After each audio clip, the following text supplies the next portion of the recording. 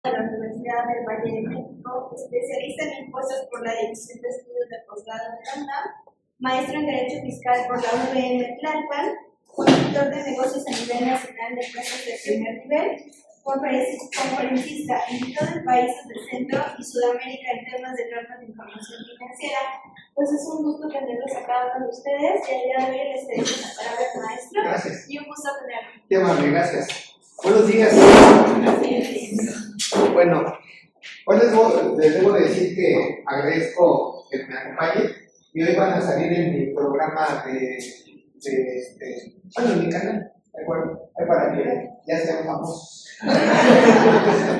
Entonces, cuando los enfoquen, den su mejor sonrisa, ¿de acuerdo? Bueno, pues vamos a comenzar. Buenos días. Hoy nos toca hablar de normas de información financiera. Obviamente, no sé si ya conocen el libro, pero pues parece una arma blanca, ¿verdad? Porque está muy grueso.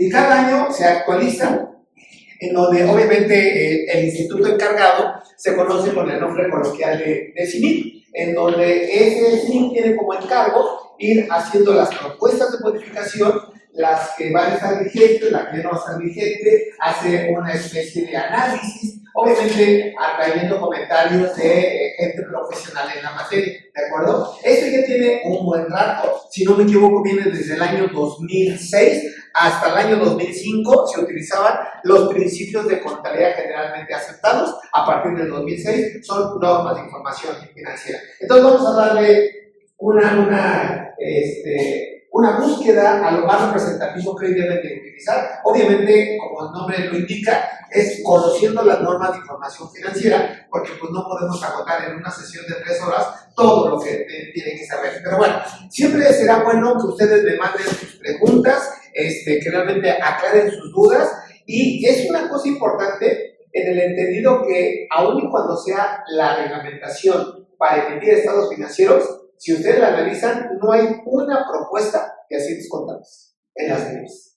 Entonces vamos a jugar con esa parte. Les voy a proponer algunos asientos a título de ejemplo. También les voy a proponer a cómo se muestra esto en materia de estados financieros, por ejemplo, cuando se auditan, ¿de acuerdo? En donde una parte importante, y seguramente lo han escuchado, es que cuando ustedes analicen un estado financiero, nunca se da por válido que todo esté impecable. No, el nombre técnico que se utiliza de acuerdo a la CIF es que la información se presenta de manera razonable.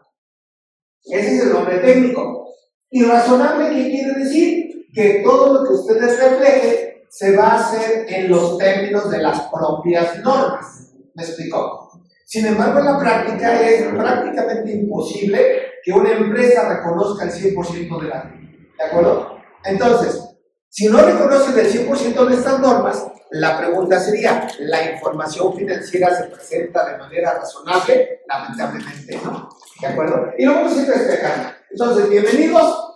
En cada lámina aparece mi nombre, están mis redes sociales, y pues vamos a dar. Bueno, para empezar hay que recordar que la parte de la contabilidad no solamente viene regulado en las normas de información financiera. A título de ejemplo, vean, el artículo 16 de la Constitución, prácticamente en la parte final dice, en materia de visitas domiciliarias, la autoridad puede exigir la exhibición de los libros. Aquí ya empezamos a hablar de la contabilidad. ¿Cuáles son esos libros que me puede exigir la autoridad? Pues básicamente el libro diario, el libro mayor, el libro de actas, entre otros. ¿Queda claro?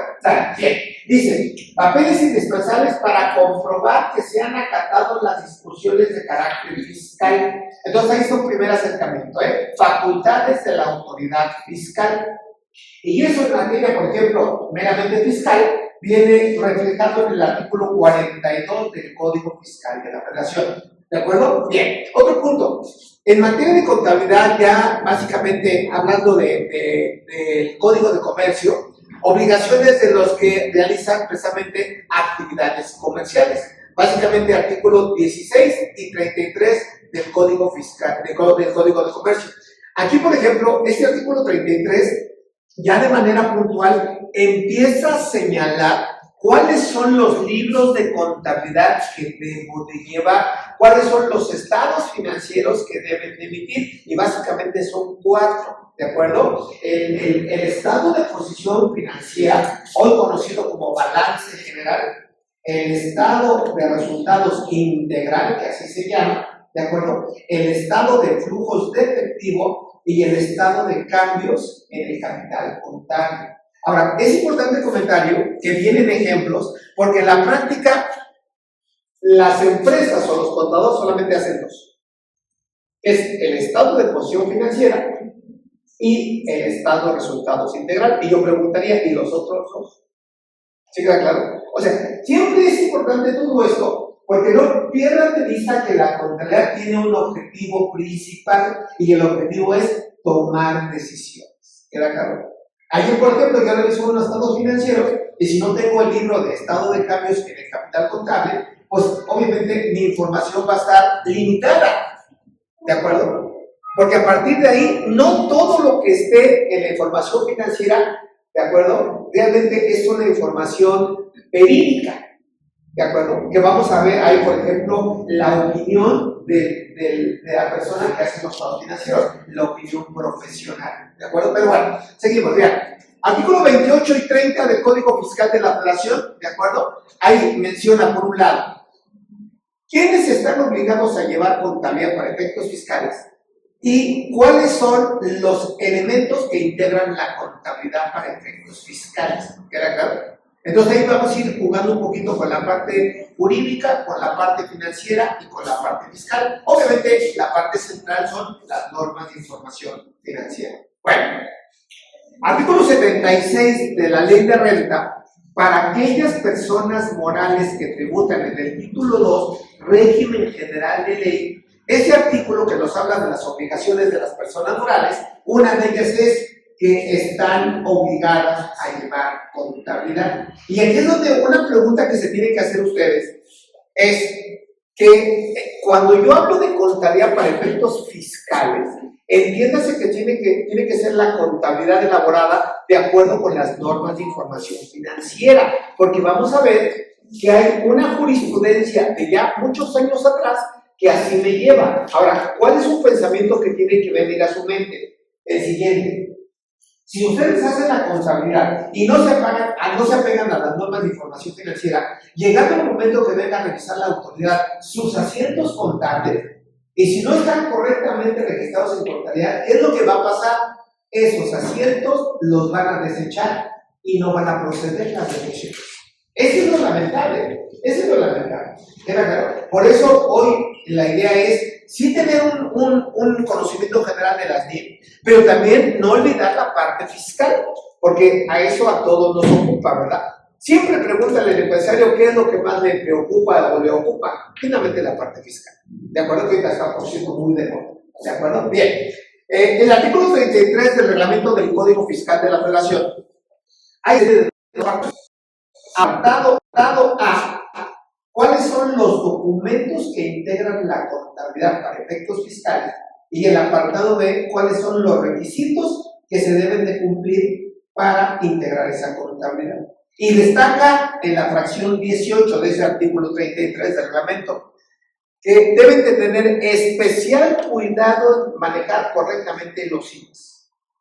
Porque hoy la autoridad está revisando ese impuesto indirecto llamado impuesto al valor agregado.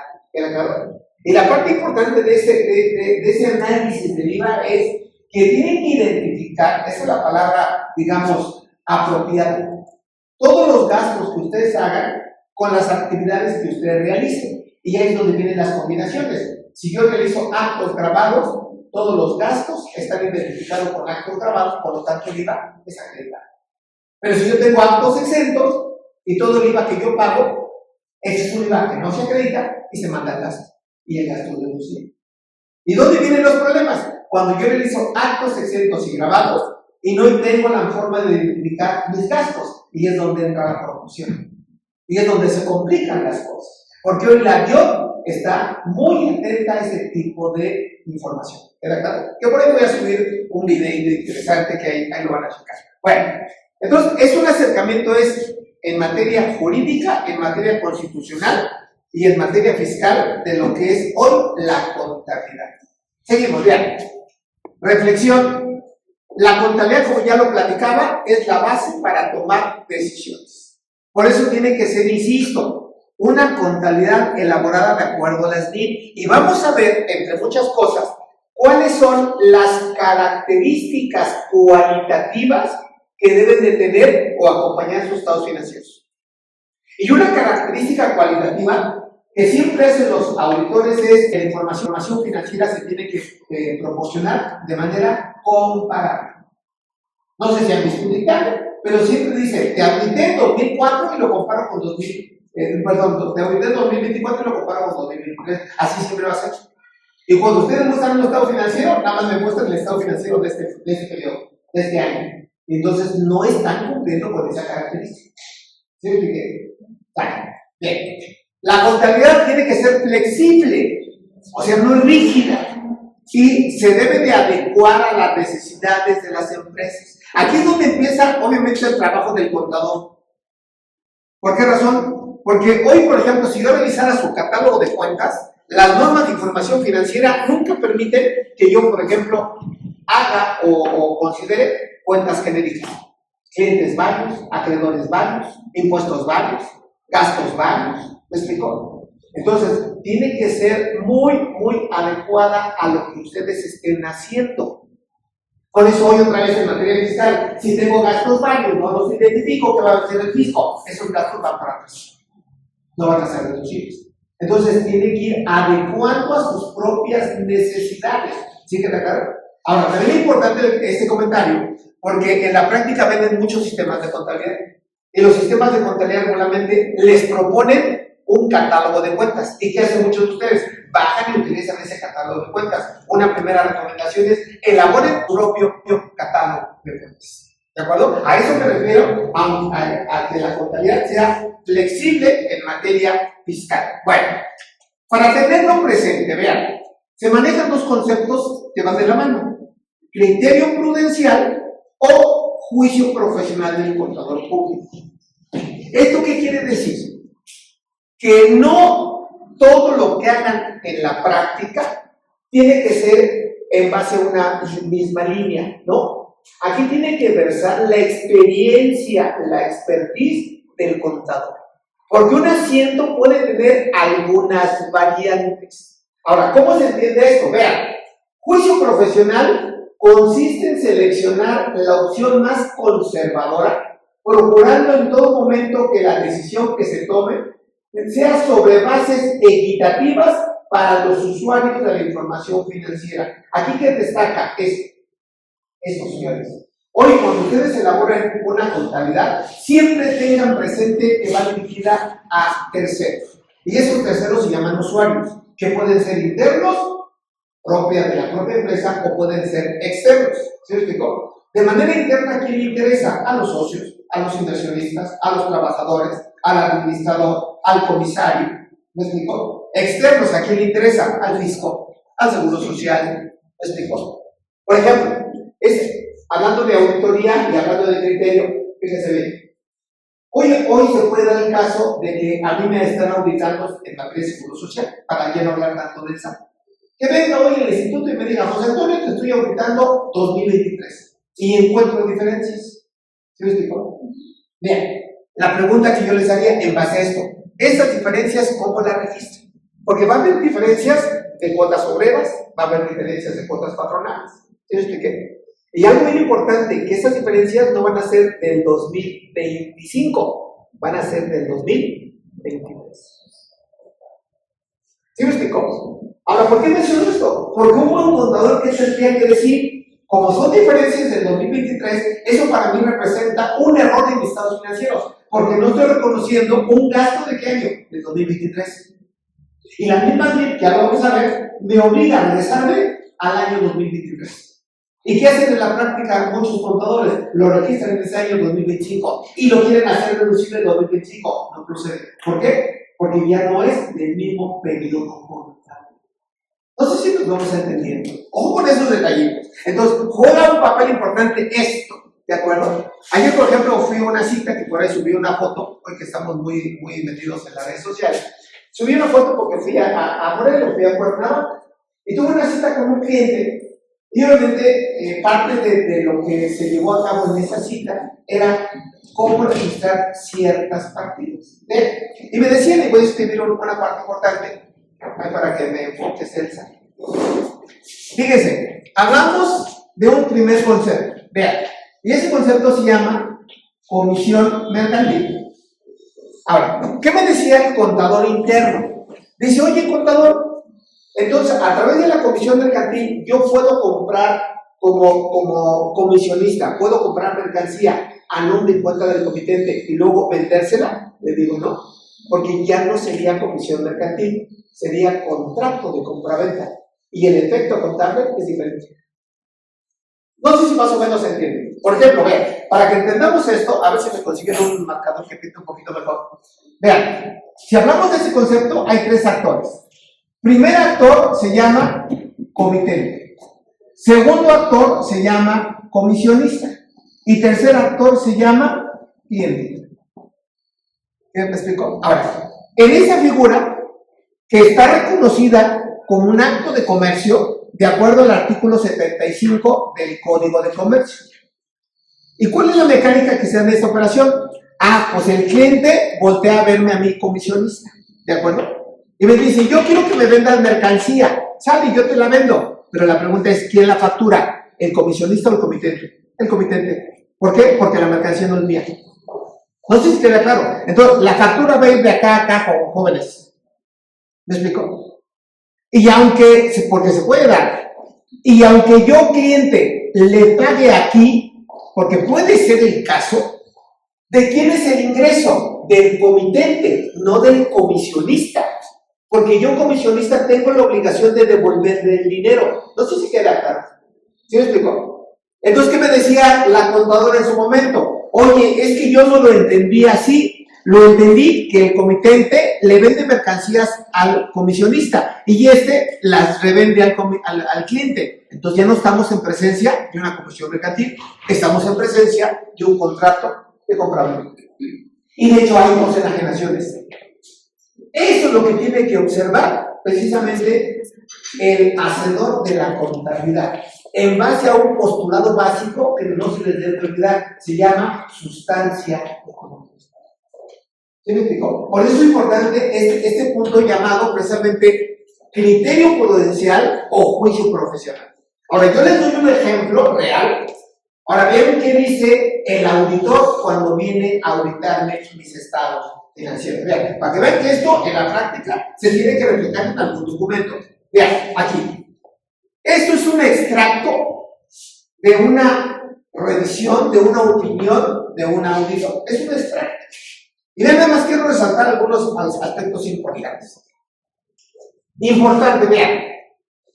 No pierdan de vista que es el informe del auditor. Y dice, nuestros objetivos son obtener una seguridad razonable, vean inclusive los términos que están utilizando, de que los estados financieros en su conjunto están libres de desviación material debido a un posible fraude o error. ¿De acuerdo? Ahora, esto en la práctica, ¿cómo se traduce? Que cuando a mí me contratan como auditor, yo le tengo que decir a mi cliente, yo voy con el ánimo de revisar en base a pruebas selectivas lo que tú estás registrando. Porque eso es una auditoría. ¿Sí? Ahora, si derivado de esas pruebas selectivas encuentro desviaciones, errores, fraudes, mi obligación es notificar. ¿Sí me expliqué? Porque en la práctica piensan que si yo soy auditor voy a revisar la totalidad de lo que ustedes hacen. No es cierto. No es cierto. Ahora, esas pruebas selectivas en base a qué documentos se tienen que soportar, que curiosamente muchas empresas no lo tienen, en base a un concepto llamado control interno. Y hay una máxima que dice, a mayor control interno, menor el alcance de la auditoría. Y a menor control interno, mayor el alcance de la auditoría. ¿Sí me expliqué? Ahora, sigo con esta línea, vean. Como parte de una auditoría de conformidad con las normas de auditoría, ¿de acuerdo? Las NIA, aplicamos nuestro juicio profesional, lo que estoy hablando, ¿de acuerdo? Y mantenemos una actitud de escepticismo profesional durante toda la auditoría. ¿Esto qué quiere decir? Y yo lo he aplicado en mis conferencias, y hay una máxima que dice, piensa mal y acertarás. ¿Sí, digo? Y bien, algo que yo también he criticado siempre hablando de auditoría, de acuerdo a las normas de auditoría. No hemos como que dado el valor a lo que es una técnica de auditoría, que es la observación, es el cuestionario, es la supervisión. Hoy una empresa que curiosamente es un proveedor de las empresas que hermanamos, que aquí en Puebla se da mucho eso, la Volkswagen, la Audi y demás, ¿sale? Entonces voy a esa empresa y me doy cuenta que elabora asientos, por decirlo el jefe, ¿sale? Perfecto. Entonces, como hago un recorrido a la empresa, me doy cuenta de que esa empresa tiene desperdicios. Porque puede tener desperdicios de fierro, de tela, no sé, o lo que utilice. Y fíjense, una pregunta inocente. Por eso esa actitud de escepticismo. Una pregunta inocente es, ¿qué hacen con el desperdicio? Se vale preguntar, ¿no es cierto? ¿Y qué me dicen? Lo vendo. Y entonces ya me están dando de mí. Y si lo vendes, ¿cuál es otra pregunta obligada? Dame la relación de facturas que tienes. No lo facturamos. Vean nada más, ¿eh? Entonces la pregunta sería, sin irme ya al extremo fiscal, ¿está la contabilidad perfectamente elaborada? No, porque están dejando de reconocer la venta del desperdicio. No sé si queda claro. Y con esa filosofía tiene que ir el auditor. Ahora, ¿qué destacar en esa parte? Esa parte, es este concepto. Que debe de aplicar su juicio. ¿De acuerdo? No sé si han escuchado un concepto llamado también independencia mental. No porque seas mi amigo, no porque si me pagues, obviamente voy a hacer los estados financieros como tú me digas, o sacar mi dictamen sin salvedades limpios, ¿no es cierto? Por eso este concepto es bien importantísimo, ¿eh? Porque no estamos exentos de esto. De desviación, de posibles errores, de posibles fraudes. Otro ejemplo de esto, fíjense. Yo no cargaba una cremita, hoy se me olvidó, pero es una cremita azulita, ¿de acuerdo? Es hablar de que crema, porque luego se me resecan los labios. Y yo en su momento asesoraba a esa empresa. ¿Y qué creen que descubrimos? Por eso es importante, y lo dicen las BIM, establecer políticas contables en su empresa. Mi ejemplo va en eso, de que esa empresa grandototota sacaba dinero a través de cheques en su momento para reembolso de caja chica, que muchos lo hacen, ¿no es cierto? Reembolso de caja chica. ¿Dónde está un primer error? De que el reembolso salía a nombre de un directivo de la empresa, y obviamente salían cantidades en su momento interesantes, 10,000, 15,000, 20,000 cada quincena, cada semana. ¿Sí explicó? Ahora, ¿cuál es el punto? Y llegamos a esto, de que ese señor era juez y parte, él mismo se autorizaba los reembolsos. ¿Sí me expliqué? Y sorpresa, no llevaba a cabo el reembolso, los gastos, no podía eso. Entonces, ¿qué estaban cometiendo? Fraude. Y multipliquen, 15,000 por cada quincena, al mes son 30,000. 30,000 al año, ¿cuánto es? Es un billete. Entonces, esa es un poquito la filosofía de lo que se tiene que hacer en materia contable y en materia fiscal, ¿de acuerdo? Porque la autoridad va a estar muy atento a todo esto. Bueno, seguimos, vean. Cuando hablamos de contabilidad financiera, creo que debemos de tener muy presente esto. Vean, pólizas que tenemos que hacer, obviamente ya son digitales, que tienen que ser de 3 rubros: ingreso, egreso y viaje. Segundo, los 4 estados financieros básicos, y lo más importante, que se tiene que interrelacionar esa información. ¿Queda claro? Porque todo esto es financiero, jóvenes.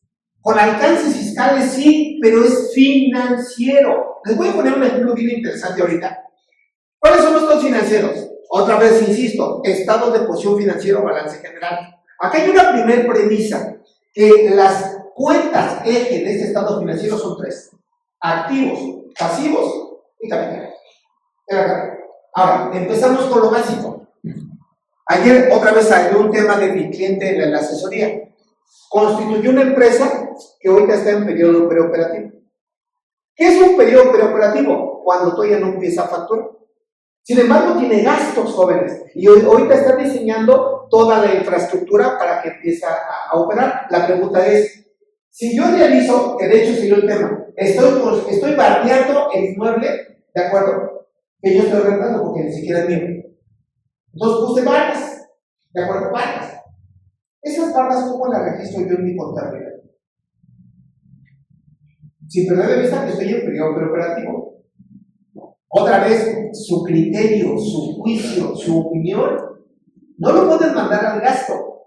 ¿Por qué? Porque no es gasto real toda vez que no es ingreso. ¿Por qué creen que hay un otro postulado que dice relaciona costos y gastos con ingresos? Entonces, de entrada, no es gasto. Si se acercan, por ejemplo, si se acercan a lo que son gastos preoperativos, y aunque lo denomine gastos, es una cuenta de activo no circulante. Y se tiene que ir amortizando. ¿Sí me explico? Sin embargo, yo les dije, es una construcción de barra. Entonces, ¿cuál sería la cuenta real? ¿De acuerdo? Porque está en construcción, barra en proceso o inmueble en proceso. ¿De acuerdo? Aunque no sea mío, cuando hablemos de dos elementos importantes que son adiciones o mejoras, nunca pueden ser gastos. Adiciones o mejoras. Al bardearlo es una mejora. Ahora pregúntese, ¿cuánto cuesta una barra? ¿De verdad cuánto cuesta una barra? Porque hasta eso tiene que saber el contador. Bardear todo el inmueble sale arriba de 500,000 pesos. Y ya que esté concluida, la saco de construcción en proceso, cuenta de activo, y la marco como activo. Es un activo para mí, aunque yo no soy el dueño.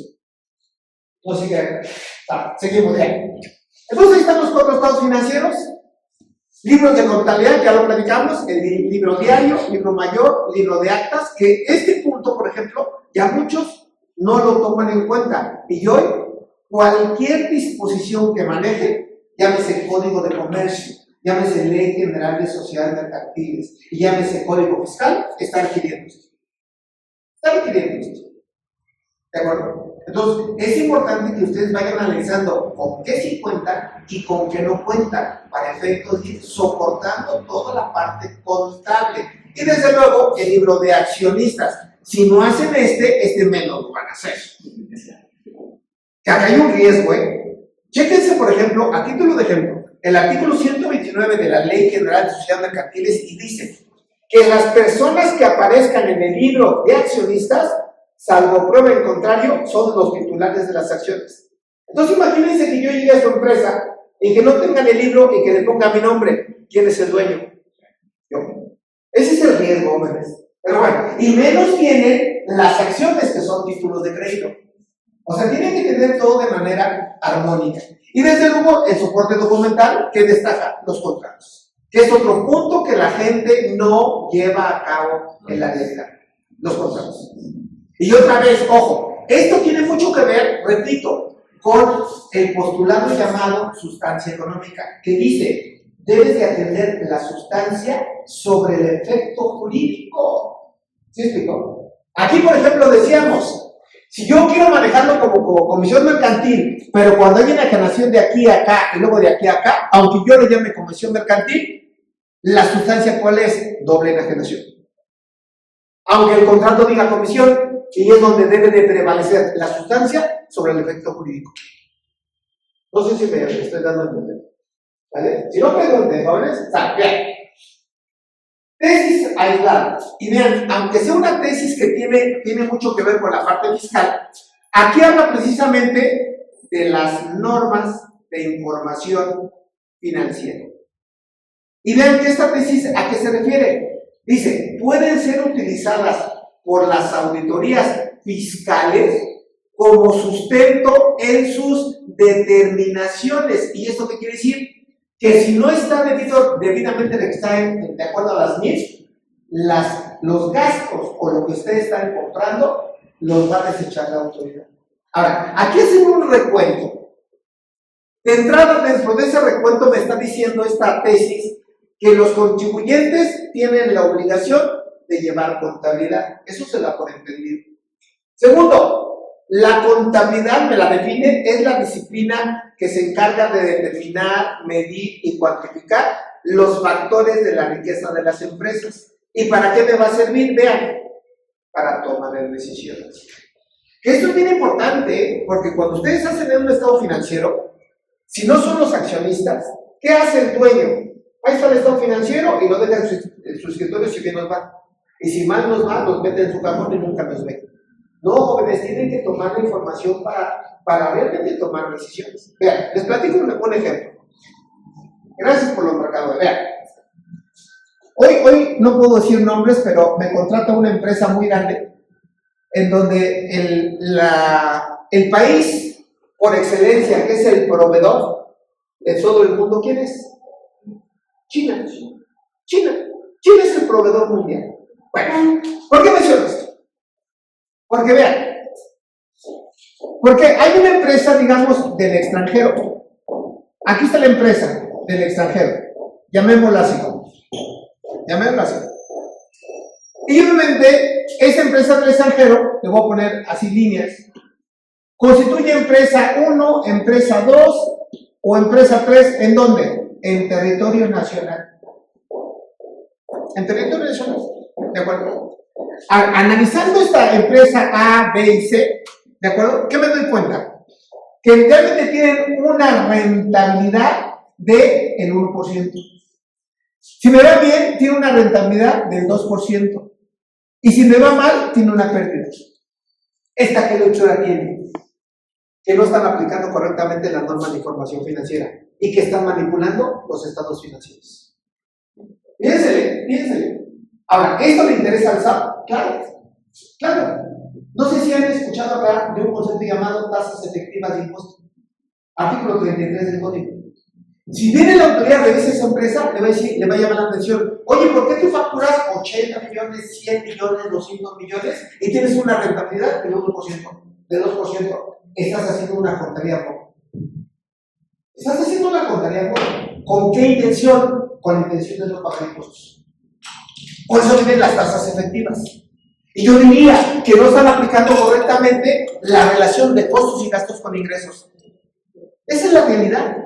Porque yo digo, y llévense ese mensaje, si realmente aplican el postulado correctamente de asociar el costo y el gasto con ingreso, ninguna de sus empresas debería de ser perdedora. Ninguna. Porque tienen que destacar el objetivo básico de los estados financieros. ¿Y cuál es el objetivo? Mostrar la rentabilidad de su negocio. ¿Y qué es rentabilidad? Capacidad de generar utilidades. ¿Me expliqué? Ahora, en ese mismo ejemplo, antier tuve una cita que realmente esto es negocio. Yo siempre les he dicho, están pobres porque quieren. De verdad están pobres porque quieren. Me llama una empresa, por eso yo tengo mi línea fiscal, ¿de acuerdo? Me pueden llamar y les contesto por gusto. Me llama una empresa y me dice, fíjense, en ese orden de ideas, para que vean que en la práctica se están dando. Me dice, José Antonio, quiero que me ayudes a analizar mis estados financieros. Porque uno de mis clientes potenciales, ¿de acuerdo? Me dice que estoy así de perder la posibilidad de seguir siendo proveedor. ¿Y por qué? Porque estoy mostrando una rentabilidad demasiado chiquita.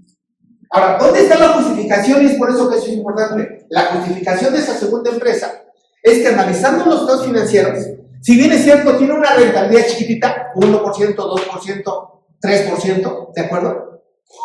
Hay estudios bien importantes en materia financiera que dicen que esta utilidad que está reflejando, se tiene que ceñir, perdón el comentario, se tiene que ceñir a un ratio que así lo llaman, que es una razón financiera, que se llama, relaciona las deudas que tienes con tus ingresos operativos. ¿Y qué quiere decir eso? Que tienes que buscar el vínculo entre lo que tú tienes como pasivo y lo que estás teniendo como utilidad. Y eso en la práctica, ¿qué implica? Que esta utilidad está cuestionada, porque ¿quién te está generando esta utilidad? ¿Tus proveedores o tus acreedores? ¿Qué quiere decir? Que no eres una empresa sana. O sea, ¿a qué voy con esto? Tienen que analizar sus estados financieros.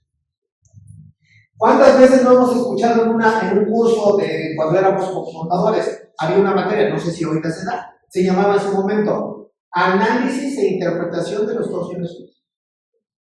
Y yo les decía a mis alumnos, pues ve tus estados financieros y a ver qué te dicen. Y se quedaban viendo así, que muy incrédulo. Maestro, no me dice nada. Bueno, pues hay que buscar. Bueno, seguimos, vean. La contabilidad es una técnica. Vean que aquí me está haciendo un resumen. La misma el mismo juez me está haciendo un resumen. La contabilidad es una técnica. ¿De acuerdo? Y la contabilidad se tiene que elaborar de acuerdo, vean, a las normas de información financiera que las elabora el Consejo Mexicano para la Investigación y Normas, y Desarrollo de Normas de Información Financiera, mejor conocido como CINE. Bueno, hasta ahí ven las cosas. Bueno, ¿todo esto qué quiere decir? Vean, el objetivo de las normas de información financiera, ¿de acuerdo?, es para cuidar estos aspectos, que tienen que ser transparentes, objetivas y confiables, ¿de acuerdo?, que aplica para entidades económicas y entidades gubernamentales. Luego entonces dice, por lo que si bien es cierto, las normas de información financieras emitidas por el CINE no son de carácter legal, por lo tanto no pueden formar parte de la fundamentación de los actos de la autoridad. Claro, las NIF no son leyes. Pero vean cómo termina, ¿Cómo termina? Entonces, queda claro que la autoridad, el SAT, y también aplica para Seguro Social, que también ahorita está muy de moda, porque chéquense el artículo 27 del Seguro Social, que nos habla de la integración del salario base de cotización. Y en ese artículo 27, en la parte final, dice que los conceptos que ahí se mencionen para que no integren el salario deben de cumplir con un requisito. ¿Y cuál es el requisito? Que estén registradas en contabilidad. Sígueme acá. Entonces, termino la frase. Entonces, queda claro que la autoridad sí puede citar como parte de sus consideraciones que le llevaron a emitir una liquidación, entiéndase un crédito fiscal, que la contabilidad, vean que dice acá, no se apegó a qué, a las normas de información financiera. Ese es el riesgo que tenemos. Ese es el riesgo. Tan sencillo para que quede claro, tan sencillo. Vamos a pensar que hoy su empresa, de hecho yo lo acabo de hacer en un coche que compré, hoy compro un seguro, ¿de acuerdo? ¿Cómo registran ese seguro? Ayúdenme. ¿Cada qué con la mano? Aplicando las NIF, desde luego. Yo les ayudo. Ese seguro se llama pagos anticipados. Y está regulado en la NIF C5 de la norma de información financiera como pago anticipado. Y les doy un norte. Cuando registren pagos anticipados, tienen que afectar cuenta de activo circulante. Y ustedes van a decir, oye, espérame, pero el seguro es gasto. No es cierto. Porque cuando compran el seguro, no pueden afectar resultados. ¿Por qué razón? No se ha devengado. No se ha devengado. Entonces, ¿qué tienen que hacer? Cargo al activo circulante, cargo al IVA acreditable, porque los seguros causan IVA, ¿de acuerdo? Con alguna mano. ¿Siguen acá? A eso se refiere el SAT, porque si viene el SAT y con una manera compra el seguro y lo llevas al gasto, ese seguro así entendido cae acá y no es deducible para efecto fiscal. No sé si lo vamos a entender. O sea, pongan las 10, pero no pierden de vista el efecto fiscal. No pierden de vista el efecto fiscal. Y vean desde cuándo viene. 1 de agosto del 2011. O sea, no es nuevo, estamos en 2025. Seguimos, vean. Cerrando esta parte como introductoria, hoy las normas de información financiera que antes no venían de manera explícita en la parte fiscal, hoy ya vienen. En algunos puntos muy específicos, pero ya viene. Vean, por ejemplo, acá, capitalización de gasto. ¿Qué quiere decir esto? Que cuando ustedes están muy apalancados, tienen préstamos, ¿de acuerdo? Tienen aportaciones para futuros aumentos de capital. Entonces, ¿qué quiere decir esto? Que cuando tienen esta capitalización delgada, entiéndase que su empresa está muy apaciguada. Está muy apaciguada. Entonces, ¿qué quiere decir esto? Que si ese pasivo es mayor a 3 veces el capital contable, los intereses no son deducibles. Entonces, para que yo determine esta capitalización delgada, ¿qué me dice la autoridad fiscal? El capital contable tiene que estar determinado de acuerdo con las NIFs. Esta es una primera precisión, el capital contable. Y cuando yo hablo de capital contable, entiéndase que viene regulado en la NIF C11. ¿Cómo se integra su capital? Capital ganado, capital aportado. ¿Me explico? Entonces ahí ustedes tienen que decidir cómo lo está integrando. Segundo elemento, vean. En materia de esquemas reportables, que también hay en su declaración anual, todo el mundo pone que no realiza esquemas reportables. Bueno, pues cuando tengan operaciones llamadas esquemas reportables, todos los asientos que deben de correr deben de estar elaborados de acuerdo con las NIFs. Ahí está otra precisión, ¿eh? No nos queremos meter tanto en detalle. Otro punto, cuando envían la contabilidad electrónica, que es una obligación de las personas morales y personas físicas, con ingresos mayores en personas físicas arriba de 4 millones, ¿de acuerdo? Su balanza de comprobación tiene que estar elaborada de acuerdo con las normas de información financiera. Simplemente estoy dando ideas. Beneficiario controlador, ¿qué me dice la norma? ¿De acuerdo? Que el expediente único del beneficiario controlador debe de ser parte de su contabilidad. Entonces, ¿qué quiere decir esto? Que por lo menos lo tienen que resaltar en las notas a los estados financieros, identificando quién es el beneficiario controlador. Que dicho sea de paso, hoy todas las empresas deben tener a esta persona identificada. ¿Quién es el beneficiario controlador? Y en materia de PLD, que también está muy de moda, ¿de acuerdo? Entiéndase beneficiario final. Y lo tienen que identificar, ¿de acuerdo? Porque si no, las multas están demasiado altas. Otro punto, vean. En materia de deducciones, ¿qué me dice la ley fiscal? Que para que procedan, deben de estar perfectamente registradas en la parte contable. ¿De acuerdo a qué? A las NIFs, normas de información financiera. ¿De acuerdo? En materia de declaración anual, eso es sorprendente, sorprendente. Me pide que muchas de las cuentas que refleje en mis estados financieros estén de acuerdo a las NIF. Y me quedo con un dato, vean, que también es un punto que traigo como ejemplo. Un dato que la declaración anual me pide, y nada más díganme cómo se tiene que hacer. Me dice, tú tienes que registrar el pasivo por arrendamiento. No sé si no han escuchado esto. Porque regularmente ustedes, o una de dos, o el inmueble donde están trabajando de ustedes, o el inmueble donde están trabajando, lo rentan. No hay más. Porque alguien me puede decir, oye, pero el inmueble donde yo trabajo, vean nada más, ni es mío ni lo rento. Oye, entonces, ¿qué onda? Es del dueño. ¿Y el dueño no te cobra rentas? No, cuidado, está en el esquema reportable. Y la empresa debe reconocer un ingreso acumulable. ¿Por qué? Porque está teniendo el arrendamiento a título gratuito. Cuidado, porque eso se tiene que reflejar.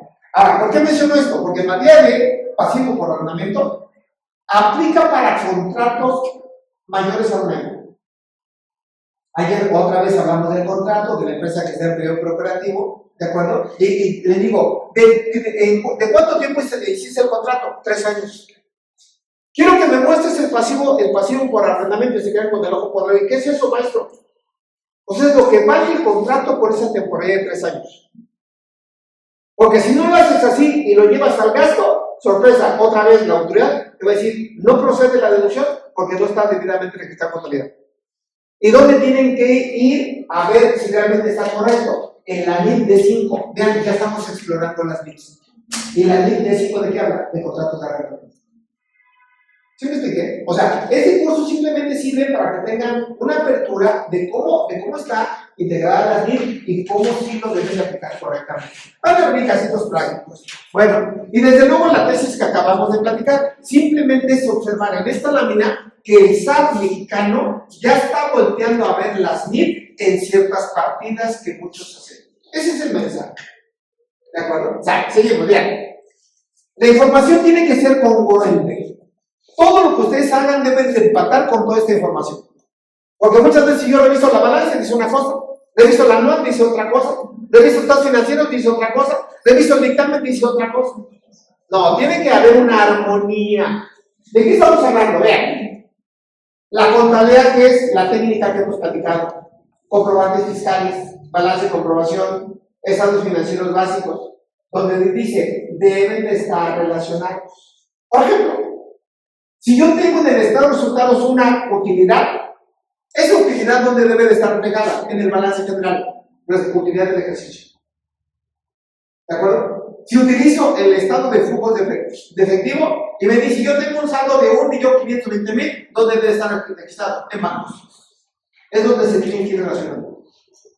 En el estado de cambios en el capital contable, que diga, yo tengo una pérdida del capital contable por menos de 1 millón de pesos, tienes un problema jurídico. Cuando ya se comieron la pérdida tu capital, estás en una situación de disolución. Y cualquier persona puede solicitar la disolución de tu empresa y en consecuencia la liquidación. Por eso el capital fijo es intocable. ¿Sí me expliqué? O sea, tienen que ir analizando todo eso, amigo. Otro punto. La contabilidad me sirve para enviar mi contabilidad electrónica, que no es otra cosa que mi balanza financiera convertida en un esquema digital. Es la contabilidad electrónica. O sea, papeles de trabajo, declaraciones, informativas, dictamen, depósitos y contratos.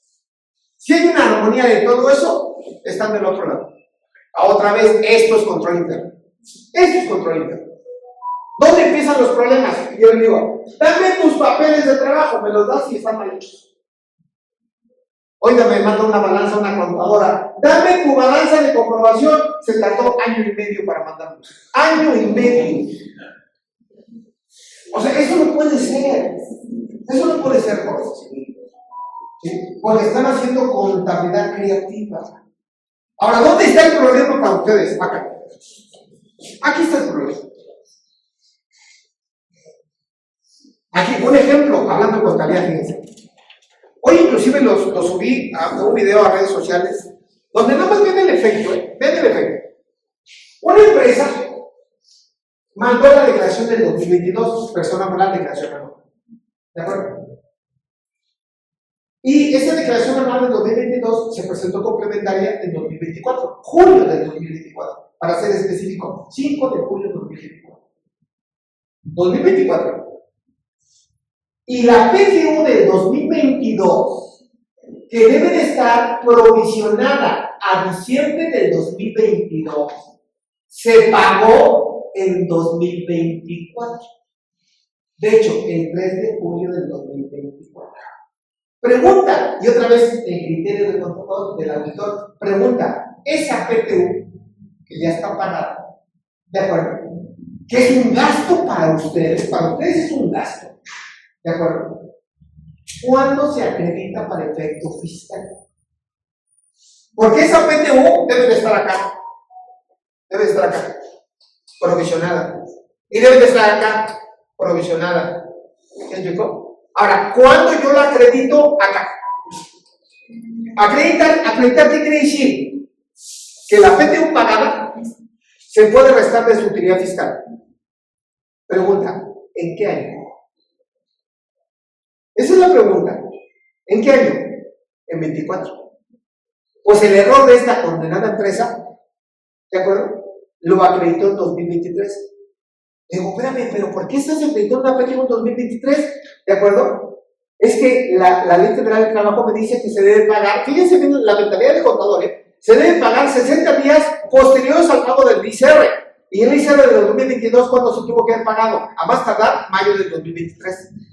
¿Sí me explicó? La PTU, pero no se pagó. Entonces, al no estar pagada la PTU, vuelvo a insistir, debe de estar provisionada. Otra vez, mi norma de información financiera, C9, provisiones.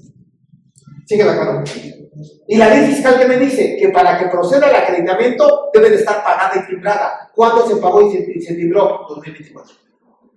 Entonces, ¿a eso a qué me lleva? Presentar declaración complementaria de 2023. Entonces ahí estoy jugando con 3 ejercicios. La complementé en 2022, la complementé en 2023, que está un acreditamiento que no procede, ¿de acuerdo? Y la complementé en 2024, porque en 2024 ya se tuvo que haber presentado. Entonces regresan de 3 años. Ese es el riesgo de las empresas. Por eso esta lámina es importante. La información tiene que guardar armonía. ¿Sí? ¿Nos vamos entendiendo? O sea, bien. Seguimos, vean. Entramos de lleno a las NIP, vean, que ojalá si fueran tan sencillas, ¿verdad? ¿De qué habla la NIP Serie A? Marco conceptual. Vamos a ver cómo está todo eso. ¿De qué habla la Serie B? Normas aplicables a los estados financieros en su conjunto. De hecho, si alguien me pregunta, oye, Toño, ¿dónde está la elaboración de los 4 estados financieros? Sin tema, aquí está. ¿Me explico?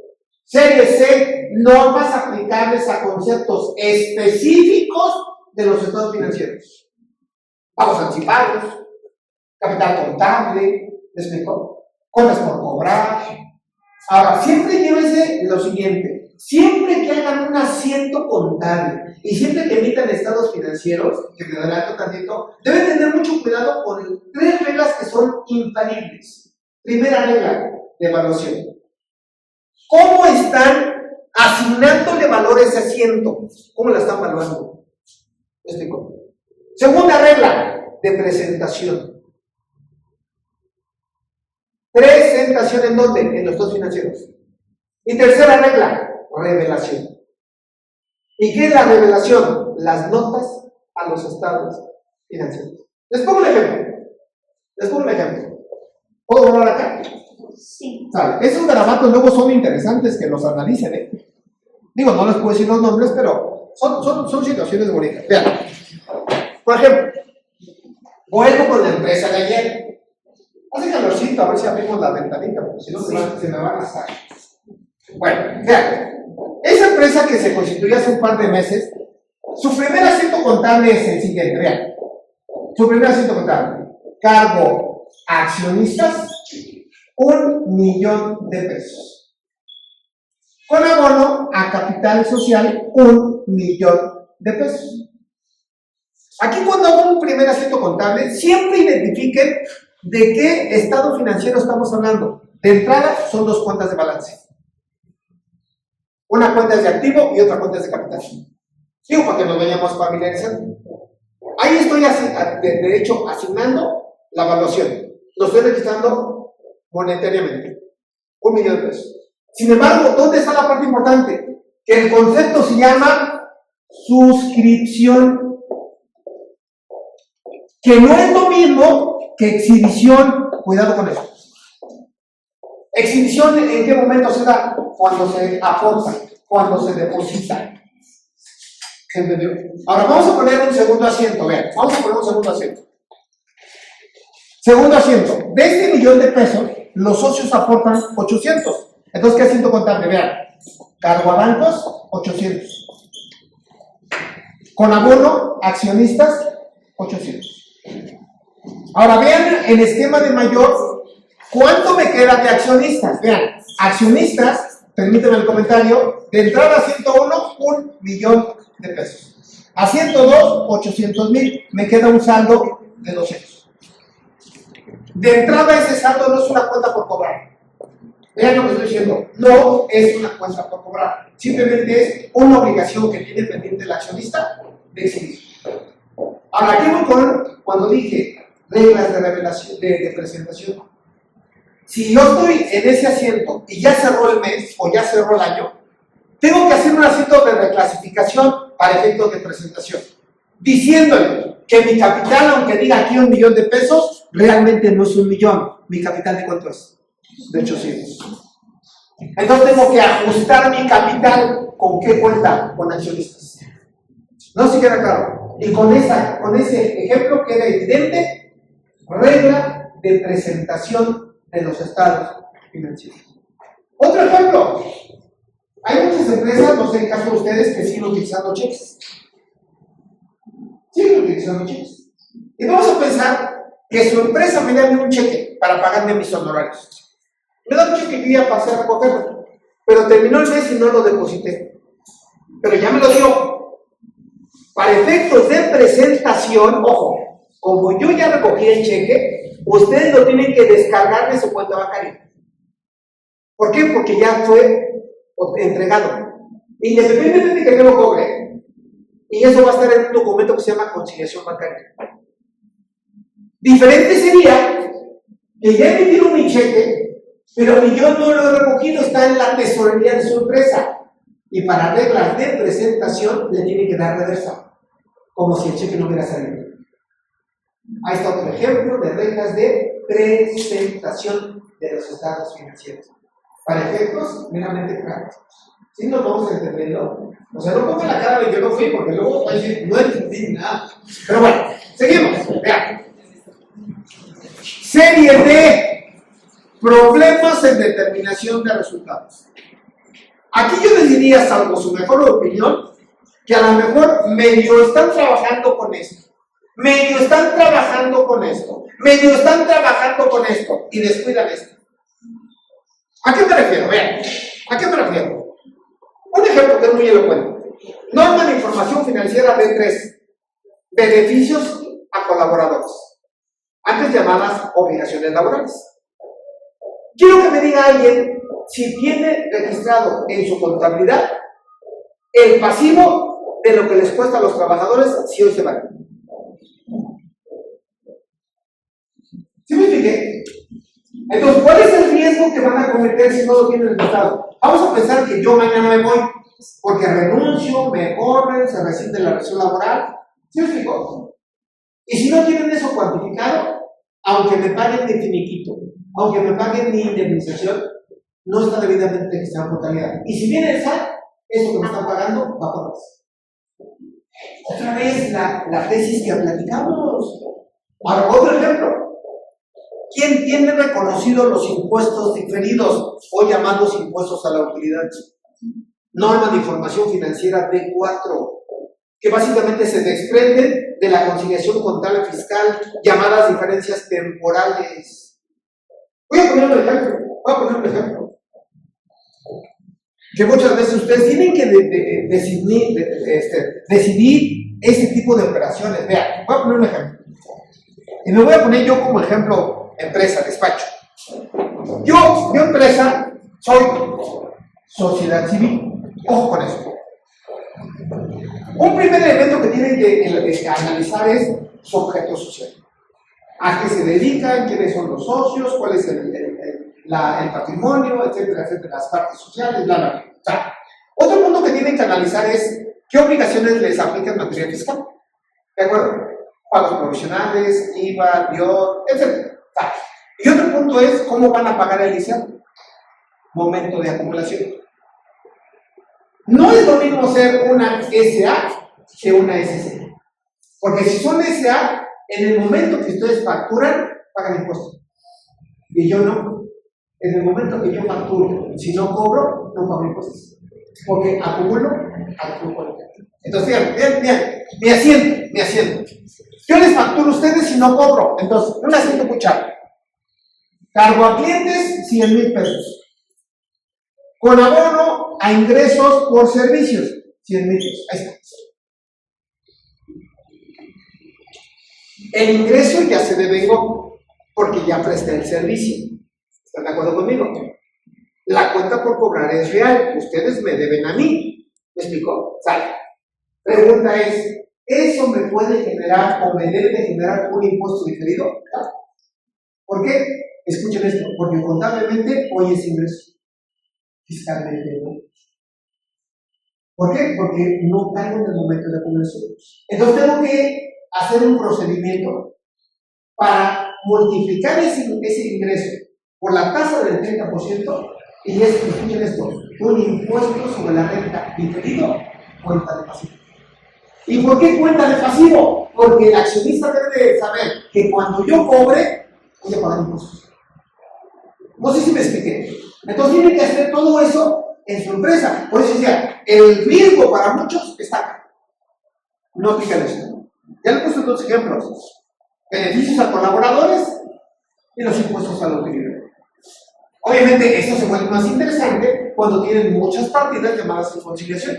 Diferencias temporales. Diferencias permanentes no. Es más, la propia pérdida fiscal que puedan ustedes reconocer me genera un impuesto diferido, pero diferente es un impuesto diferido cuenta de activo. ¿Por qué? Porque hasta el importe de la pérdida que puedo aplicar, no voy a pagar impuestos. Y creo que esto resulta lógico, ¿no es cierto? Bien, entonces ahí están, y desde luego aquí algunas reglas de actividades especializadas, por ejemplo, agrícolas, ganaderos, pesqueros, silvícolas y demás, ya son rubros muy particulares. Bueno, seguimos, bien. Un poquito desmenuzando esto. En la serie A que encontramos, llamado marco conceptual, encontramos postulados básicos, que ya hemos platicado algunos, y sabemos cuáles son todos. Definición de conceptos básicos de los estados financieros. Aquí es un buen momento para comenzar. Aquí de entrada me va a decir qué es ingreso, qué es gasto, qué es costo, qué es activo, qué es pasivo, todo eso. Definición de conceptos básicos. Características cualitativas de los estados financieros. ¿De acuerdo? Ya mencioné una que es la más representativa. Tiene que mostrarse de manera comparativa. Y bueno, hay muchas, las vamos a platicar. Objetivos de los estados financieros, que aquí es mostrar la rentabilidad de su empresa. ¿Quiénes son los usuarios de los estados financieros? Ya lo manejamos, internos y externos. Y supletoriedad, cuidado. Cuando el tema que estén analizando no venga contemplado en las normas mexicanas, ¿a dónde se tiene que remitir? A las normas de información financiera internacionales. Normas internacionales de información financiera, o en su caso, a las normas contables de Estados Unidos de América, como norma supletoria. ¿De acuerdo? Bien. Otro punto, vean, serie B, ¿de qué hablamos?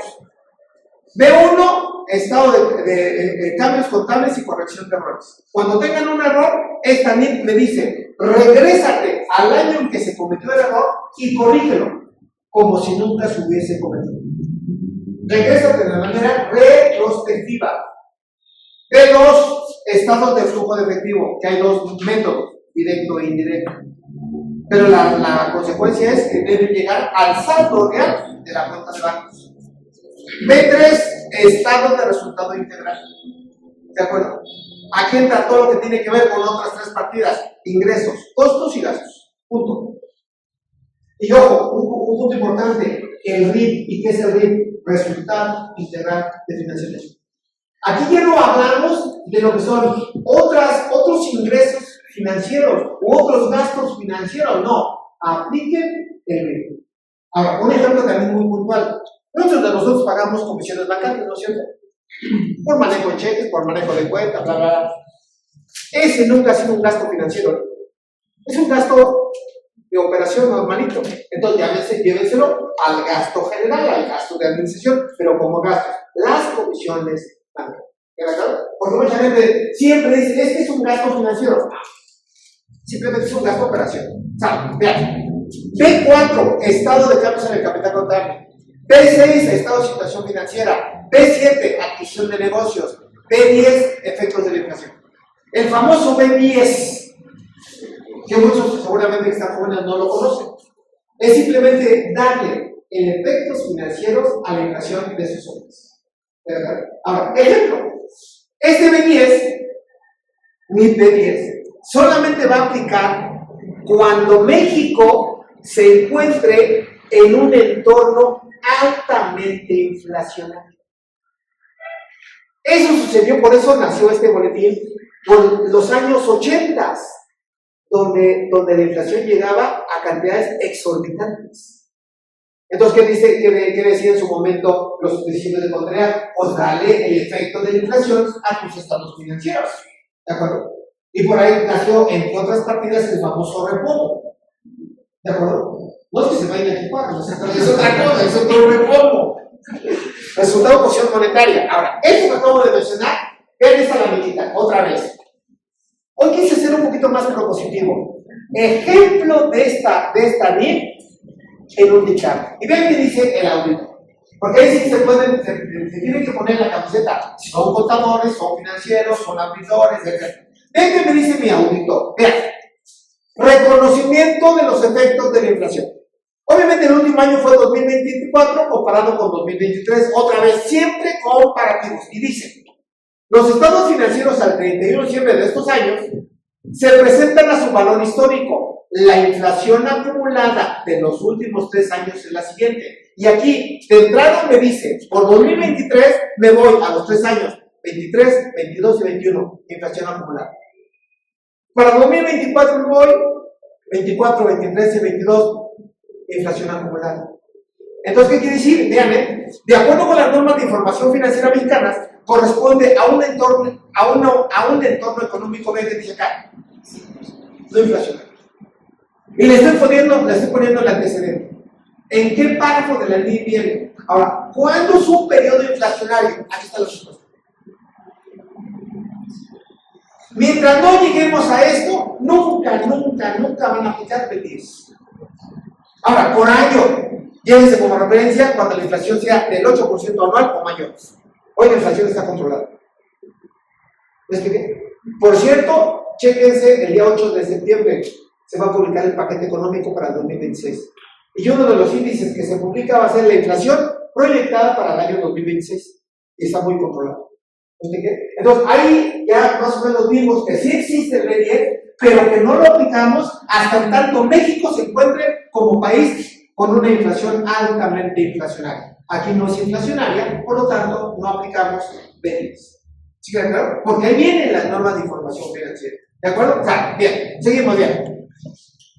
Entonces ahí están algunas series del marco conceptual, algunas series particulares, ¿de acuerdo? Salió el esquema del B10 y bueno, seguimos bien.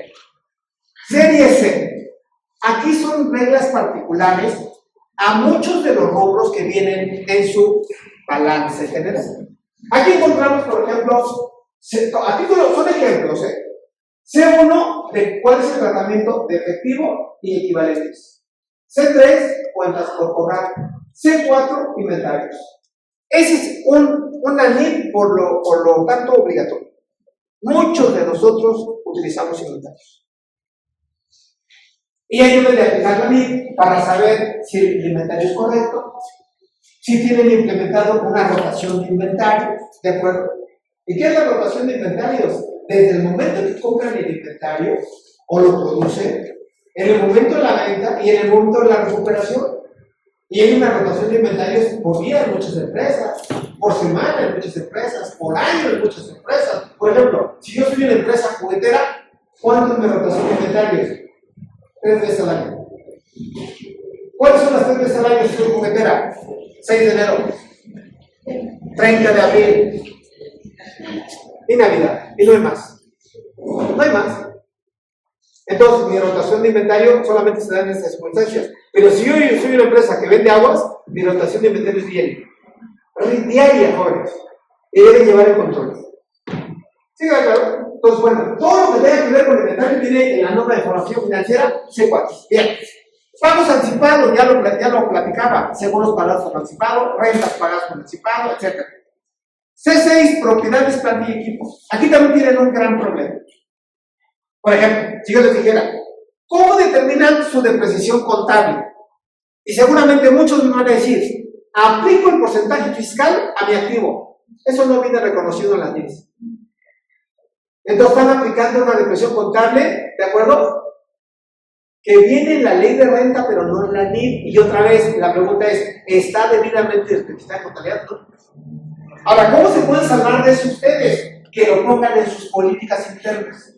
Se decide aplicar para efectos financieros el método de línea recta, multiplicando el monto que sugiere el SAT, ¿de acuerdo? Sobre el monto original de la depresión para llegar a mi depresión contable. ¿Me explicó? Porque la NIF no permite eso. Entonces simplemente son adecuaciones que ustedes tienen que hacer en la práctica. Otro punto, vean, activos intangibles. Que también este punto que va de la mano mucho con este punto, perdón, acá con este punto, adquisición de negocios, hoy lo estamos desperdiciando. Por ejemplo, aquí, Canacintra es un activo intangible. Mi nombre es un activo intangible. Su marca es un activo intangible. Ahora la pregunta sería, ¿le están dando el reconocimiento en sus estados financieros? No. Entonces están dejando de reconocer un potencial de sus empresas. ¿Y qué es un activo intangible? Marca, patente, nombre comercial, ubicación, contratos, procesos. Todo eso es activo intangible. Ahora, ¿cuál es el nombre técnico? Reconocimiento del intangible, no revaluación. Revaluación no se permite, ni para efectos contables ni para efectos fiscales. ¿Sí? Y muchos lo aplican. Y una pregunta que se hace mucha gente dice, a ver, ¿cuánto te constituiste? Pues tengo 40 años. Imagínense esto. ¿Cuánto pagué de un edificio de hace 40 años? No vamos a dejar este edificio. Literal. ¿Cuánto pudo haber costado hace 40 años? ¿De acuerdo? A lo mejor me costó 50 millones de pesos. A lo mejor, no sé. ¿Qué pasó en 1993 con el peso mexicano? ¿Le quitaron? Entonces ya no me costó 50 millones, me costó 50 millones. Contablemente. Y muchos auditores y contadores dicen, oye, pero este edificio que se está cayendo no vale 50,000, a lo mejor vale 2 millones. ¿Y qué hacen? Reevaluarlo. Un activo, financieramente hablando, nunca puede crecer. Nunca puede crecer. Puede decrecer, sí, por el deterioro, por la amortización, ¿me explico? Por la depresión. Decrecer, pero nunca crecer. No se queda claro. ¿Y qué hacen en la práctica? Reevaluarlo. Y eso no está permitido, ni contablemente, ni fiscalmente. Diferente a esto, que se llama reconocimiento de activos intangibles. A través de esa figura, que es un esquema interesante, adquisición de negocios. Y con eso le da un potencial a su empresa, financieramente y fiscalmente. ¿Por qué? Porque el activo intangible para efectos fiscales se considera inversión. Y la inversión de nada más esto, escuchen, se reduce en un 15% cada año. Vamos porque tengan el dato, ¿eh? Vean, C9, provisiones, contingencias y compromisos. C11, capital contable. Aquí, por ejemplo, es otro punto. Aquí yo en su momento hice un asiento como este. Y también no tienen que correr. Vean, gracias, Elsa. Por ejemplo, vamos a empezar una empresa real. Tengo un capital social de 50,000. Primer elemento, este capital social hoy en una empresa se fue a 1,000,000 de pesos. 1,000,000, sale. Y tengo una reserva legal, ¿de acuerdo? De 200,000. Ahí está. ¿Por qué? Porque tiene que ser la quinta parte del capital. Que esto es una obligación para aquellas empresas que son sociedades mercantiles. ¿De acuerdo? Es una obligación. Y aquí es donde viene otra vez el comentario. Todo esto lo regula este. Acá, lo regula este. Viene regulado. Sin embargo, la pregunta es, oye, yo ya complementé mi reserva de capital. Inclusive vean cómo estoy llamando, reserva de capital. ¿Ese se va a quedar aquí forever? No. La pueden conservar o vean qué quiere decir. Esta flechita, ¿qué indicaría? ¿Qué indicaría esa flechita? Que yo puedo capitalizar la reserva y empezar otra vez de cero. Entonces ya no tengo un capital de cuánto, de 1,000,000, mi capital de cuánto es 1,200,000. No se queda claro. Porque no pueden aislar las NIF del mundo jurídico, del mundo financiero. No lo pueden aislar. ¿Queda claro? Ahí está el punto. Vean. Norma de información financiera serie D. Vean, problemas de determinación de resultados. D3, que ya lo platicamos, beneficios a colaboradores. Si no la tienen, sugiero, contraten un perito, que puede ser un corredor público, que les haga una corrida y que les dé el dato de cuánto valdría si el empleado se va.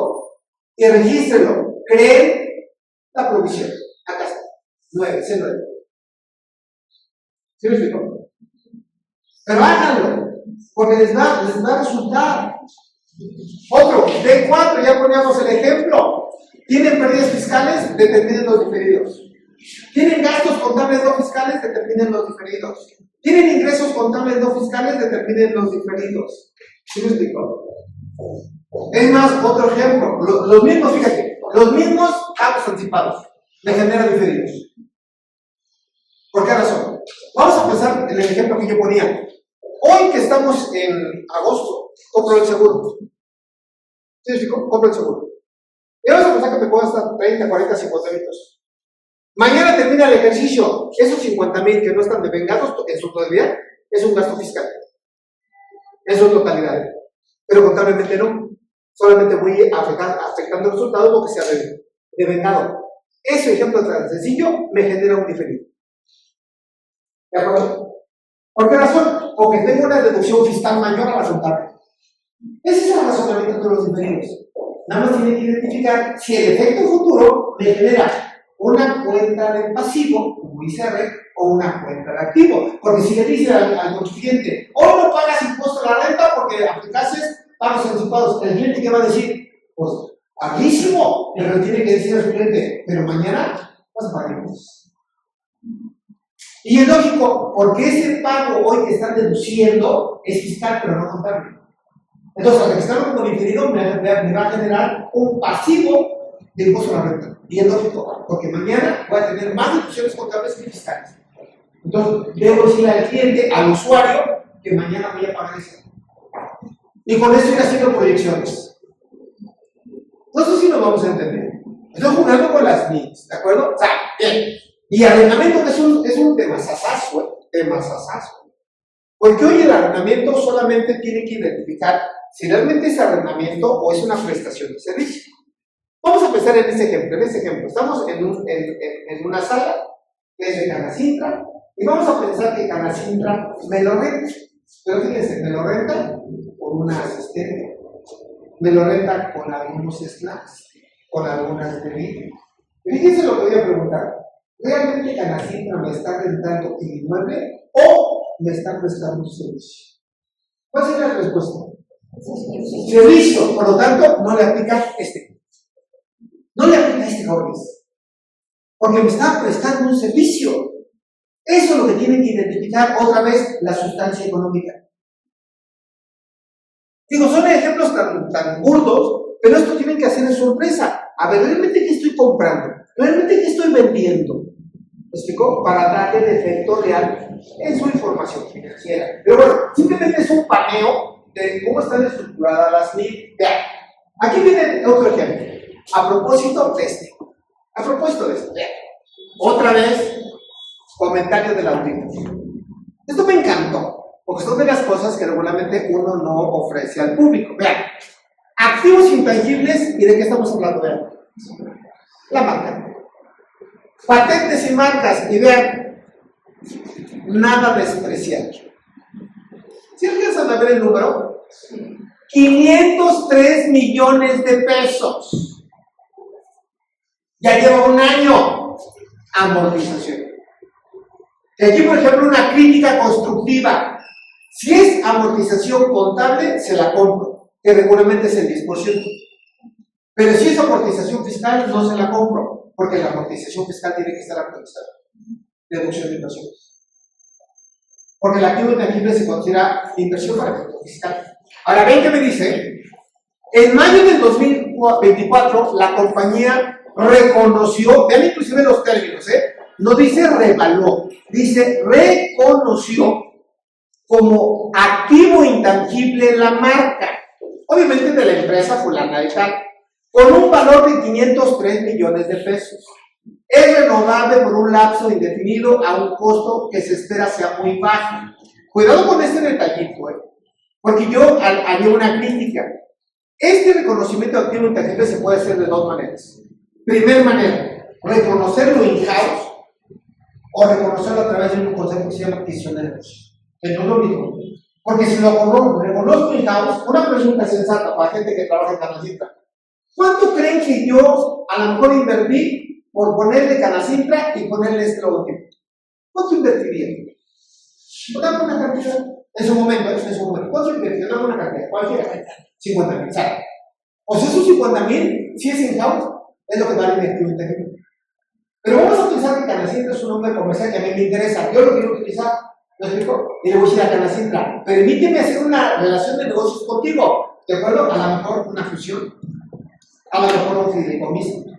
A lo mejor una aportación. ¿Sí me expliqué? Y yo voy a ganar. Entonces, a partir de ahí puedo potencializar la marca. Porque Canacintra en el mercado, aunque yo la registre en 50,000, en el mercado vale mucho más. Hace sus marcas.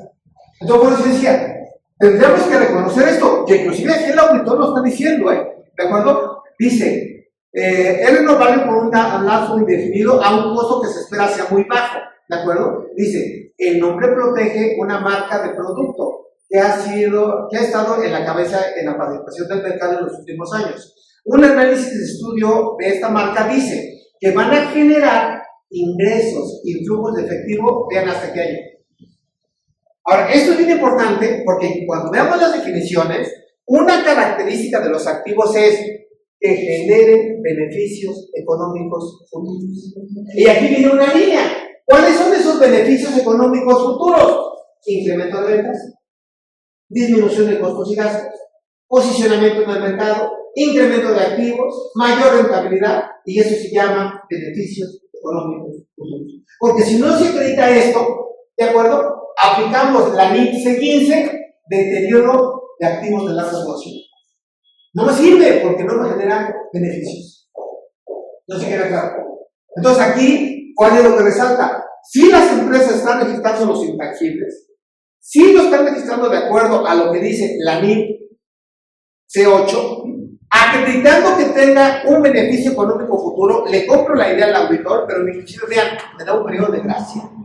Hasta el año 2032 yo debería hacer patentes. Y si no llego a esos escenarios, me tengo que regresar al 2024, corregirlo, y quitar el intangible. No sigue claro. O sea, vean, entonces aquí un poquito el reto que ustedes están aplicando todo esto en sus empresas. Porque seguramente su empresa tiene un nombre comercial, tiene una marca, tiene un nombre, etc. Entonces ahí está. Vean. Para aplicar las NIP 2025 me voy a la parte introductoria del libro y dice: constituyen el marco contable de aplicación obligatoria en México para la elaboración de los estados financieros. Son aplicables a todo tipo de entidades que emitan estados financieros, incluyen tanto a entidades públicas como privadas, y son relevantes para la contabilidad y la sostenibilidad. Gracias, luego se me lengua la trama. Entonces, ahí está. Llévense esta palabrita. Por eso se llama normas de información financiera de carácter obligatorio. ¿Vale? Seguimos, vean. Definición de conceptos básicos.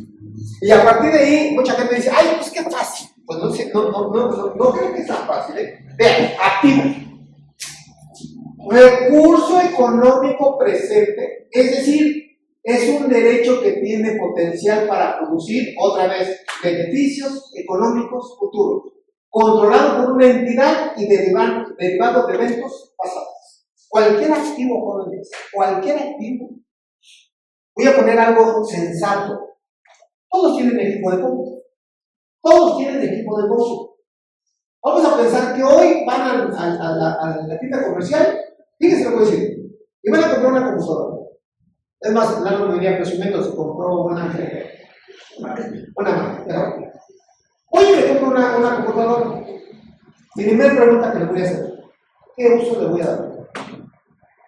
Mi segunda pregunta que le voy a hacer: ¿cómo la registro contablemente?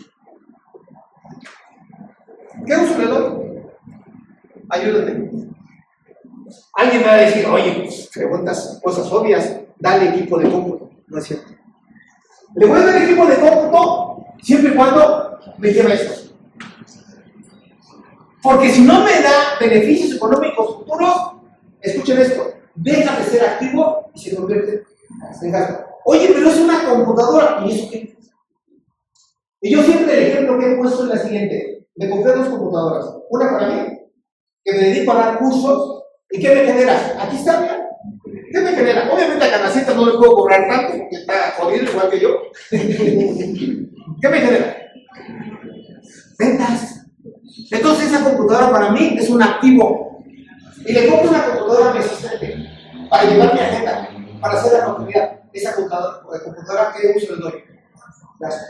Ahora yo pregunto: ¿quién lo hace así? Ese es el reto, jóvenes. Cuando van al centro comercial, computadora, equipo de cómputo. Voy por un cochecito, equipo de cómputo. ¿No es cierto?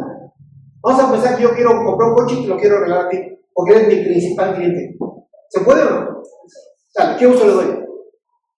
Gasto. Ahora, pregúntense: el coche que le voy a regalar nunca va a valer 175,000, nunca. Es más, ya ni un patín del diablo le vale eso.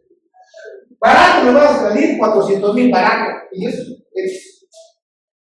Pero aún y cuando me cueste 400, 500,000, una vez que no es activo, no está limitando el gasto.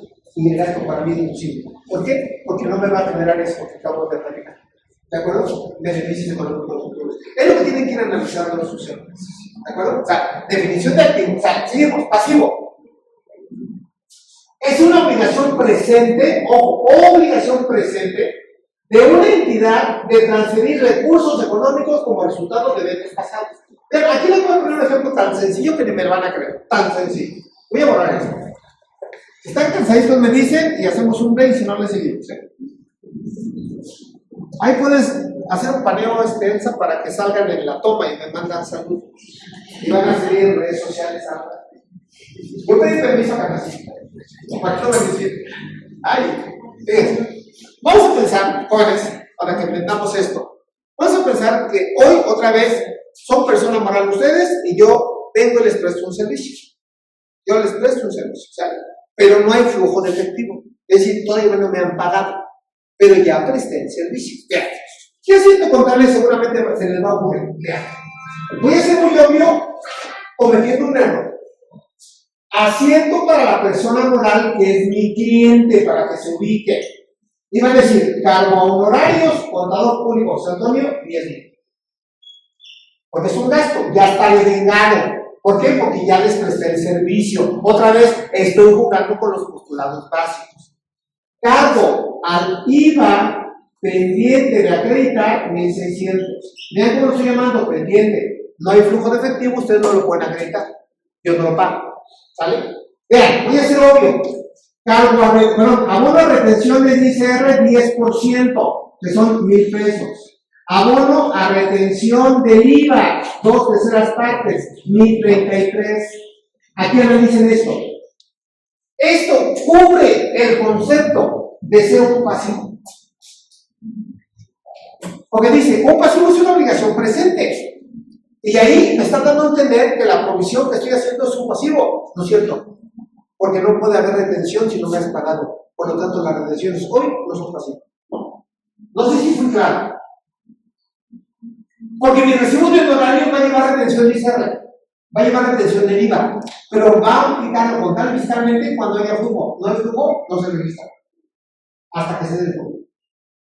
¿Sí lo vamos a entender, no? ¿Seguro? Porque todo el mundo hace ese acento, ¿eh? Todo el mundo hace ese acento, aunque no haya flujo de efectivo. No, y esto se tiene que registrar, perdón, ahorita me regreso. Esto se tiene que registrar hasta el tanto se pague al prestador de servicios de usuario. No se paga, no se detona el pasivo. ¿Nos vamos entendiendo? O sea, esto es lo que no tienen que hacer, porque su contabilidad no estaría reflejando la realidad de su empresa. Es el punto. Vale, seguimos, vean, capital. Capital o patrimonio contable para las personas morales que no tengan como fin el lucro. Dice, es utilizado por las entidades lucrativas y no lucrativas, según sea el caso, y es el valor residual de los activos de una entidad una vez deducidos los pasivos. Y aquí hay una ecuación contable. ¿Cuántas veces lo hemos escuchado? Activo menos pasivo, igual que activo. Ahí está. Y según Luca Baccioli, tiene que encontrar. Esa es la realidad, ¿sale? Ahí está. Bien, seguimos, bien. Ingreso. Incremento de los activos, ¿ven cómo dice? Incremento de los activos o decremento de los pasivos. Cuidado con eso, ¿eh? En una entidad durante un periodo contable con un impacto favorable en la utilidad o la pérdida neta y consecuentemente en el capital. Claro, porque tengo la utilidad y tengo la utilidad, ¿con qué la cancelo? Contra el resultado del ejercicio, que puede ser utilidad o pérdida. Pero ven la ley que me dice. Y es distinto de los aumentos relacionados con las aportaciones de quien vea. Porque eso no se considera como ingresos. No se queda claro. Para ir atacando esto, porque es bonito esto. Por eso decía, es lo que dice el texto, pero nunca me dice un asiento contable. Les ayudo, vean. Les ayudo. Vamos a atender esto precisamente, que es lo que es ingresos. O sea, bien. Y lo que es gastos. ¿De acuerdo? Que vamos a entrar ya. Vean, si yo hablo de gastos, que es la parte contraria, aquí está, gastos, dice, el costo y el gasto son decrementos de los activos, ¿de acuerdo? O incremento de los pasivos, que esto me va a generar ingresos. O sea, bien, entonces, si yo hablo de entrada de ingresos, aquí en esta partecita, para que acreditar eso, ¿en qué momento yo reconozco un incremento de activos hablando de ingresos? Sencillo. Otra vez en ventas, y por ahí lo puse. Si yo vendo, si me pagan, cargo a caja, es un activo, con abono a ventas. Cargo a bancos, si entra al banco, es un activo, con abono a ventas. ¿Entiendes? Cargo a cuentas por cobrar, es un activo con abono a ventas. Entonces, se acredita esto. No se queda claro. Segmentas. Ahora, dice, un ingreso también es un decremento de pasivos. O sea, imagínense una cuenta de pasivos naturales acreedores. Yo le debo a proveedores, le debo a acreedores. ¿Me explico? Y que se vayan a concurso mercantil y que hagan un acuerdo con la masa de acreedores. ¿De acuerdo? Y que lleguen a lo siguiente: de lo que tú me debes a mí, yo te voy a hacer una quita de un 20%. O una condonación de un 20%. Para que vean el ejemplo en su dimensión exacta. Vean, ¿qué estoy diciendo al decremento pasivo? Imagínense un esquema de mayor, muy chavo, que se llama pasivo. ¿De acuerdo? El pasivo no pierdan de vista que es de naturaleza acreedor. Vean, aquí está el pasivo. Pasivo. Y vamos a pensar que deben 2 millones de pesos. Pero vuelvo a repetir, que lleguen a un acuerdo con las personas a las cuales les deben. Y que derivado de ese acuerdo dicen, te voy a hacer una condonación, te voy a hacer una quita, te voy a hacer un descuento, entonces va a disminuir la deuda.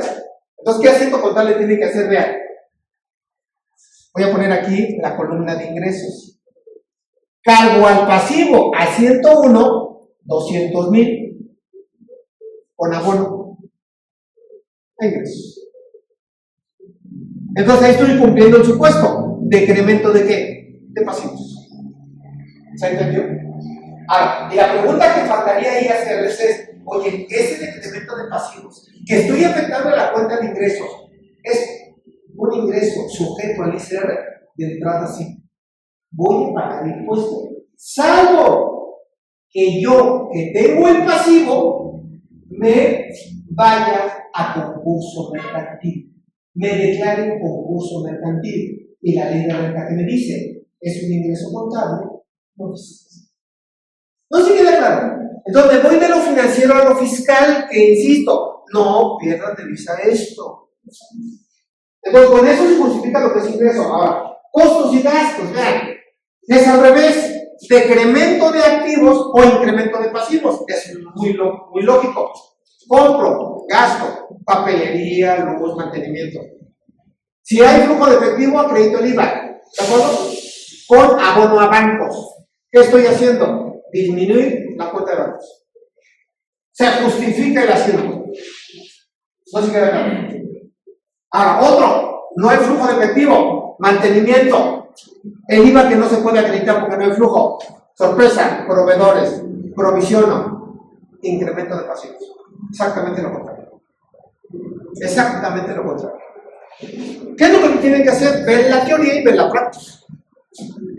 Que son ejemplos tan comunes que luego no nos detenemos a analizar. Ahora, cerrando con eso, somos un medio, unos 5 minutos. Vean, les pongo el fundamento, el párrafo, hablando del costo. Ojo con ese detalle.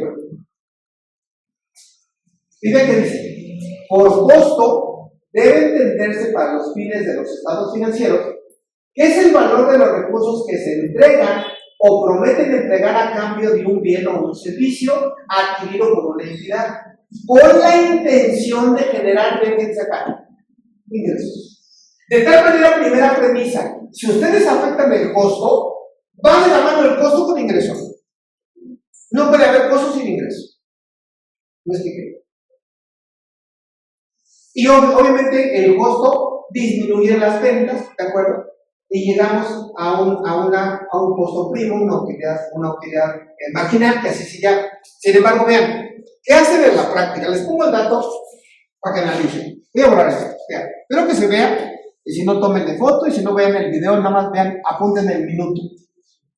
El minuto que cambió mi vida por ahí. Bueno. Vean, ¿qué hace una empresa que llega? Esa empresa, porque tengan una idea, es familiar, muy chiquita, está facturando 76 millones de pesos al año. Nada de especial, está bien, está padre. Está. Y curiosamente, esa empresa se dedica a vender computadoras.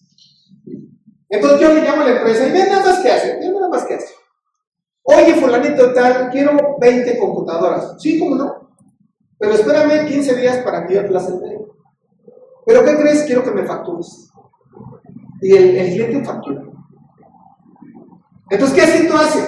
Porque inclusive recibe algo a cuenta, Vean, ¿qué es lo que hace ese cliente? Cargo a bancos el 50% de lo que recibe. Cargo a clientes el 50% de lo que recibe. ¿De acuerdo?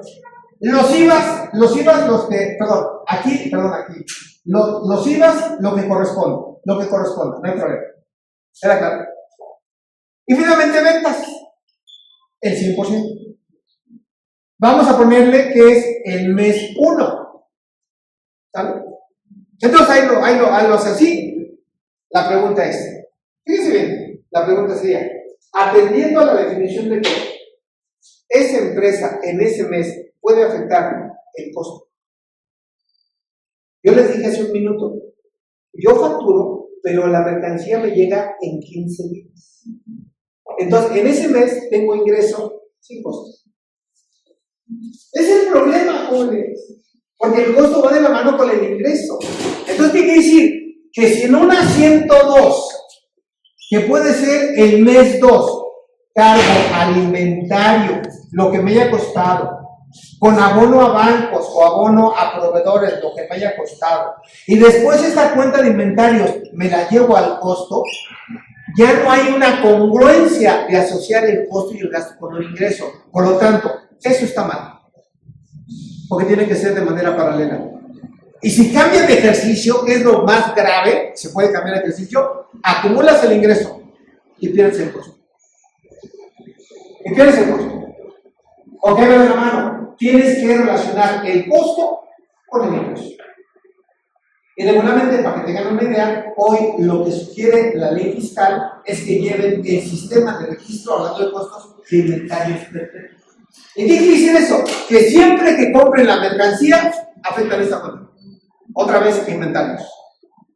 Y siempre que vendan la mercancía, cargan al costo, abonan el inventario y reflejan la venta. Aquí está. Y va de la mano, jóvenes. Y aquí estamos desfasados. Por eso vienen las revisiones profundas, porque ya no coincide. Otra vez, la parte financiera, la parte fiscal. No podemos aislar eso. Seguimos, vean. Ventas a crédito de mercancía, cuidado con esto. Cuando yo vendo a crédito, ahora sí se configura la que acabo de decir, cargo a bancos o cargo a clientes, IVA por cobrar, que eso es lo que realmente tienen que hacer, porque muchas veces es IVA por cobrar y lo meten acá, abono a ventas, que realmente es lo que yo estoy vendiendo, y abono al IVA pendiente de trasladar, y según Luca Pacholi, cuadra perfectamente. ¿Cuál es lo que resalto? Esto, que no hacen. Porque lo meten acá. Ahora, ¿dónde está el problema? De que el cliente, aunque no me lo crean, no me debe 1.160.000, porque esos 160.000 no son míos, son del fisco. El cliente me debe 1.000.000 de pesos. Y si me lo llevo a una cuenta incobrable, que esa es un poquito también la idea, no me puedo llevar el 1.160.000 cuando me llevo 1.000.000. Ahora, concepto, venta de mercancía según factura número tal. Ahora, de manera paralela, ahora sí vean, cargo a costo de ventas con abonos almacén. Y observen, vean cuánto es mi venta, vean cuánto es mi costo. Y por regla general, salvo políticas internas de ustedes, el costo tiene que ser por mucho menor a la venta. Y en la situación comercial que dicen algunas tiendas comerciales, remate, venta de muebles al costo. No es cierto. No es cierto, jóvenes. Nunca puedes vender al costo. Pero, salvo casos excepcionales.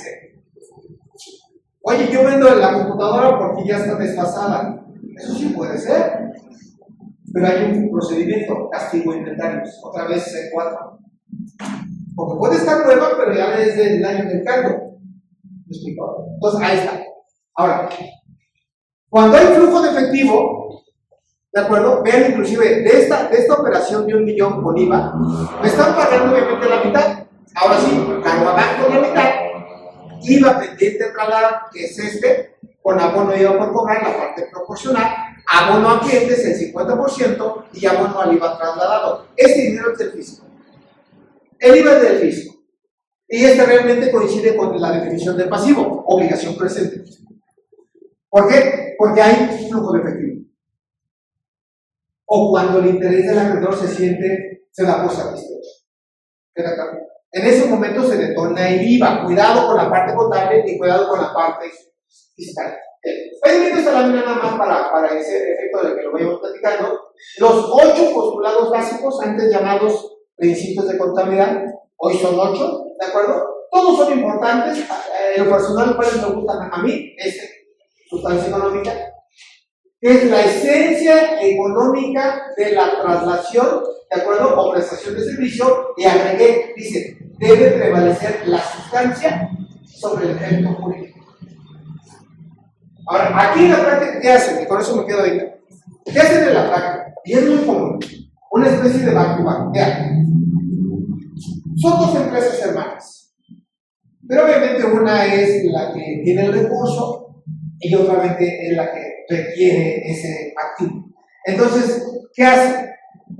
Una empresa compra el bien, la maquinaria, el coche, el camión, la camioneta, la bodega, yo la compro.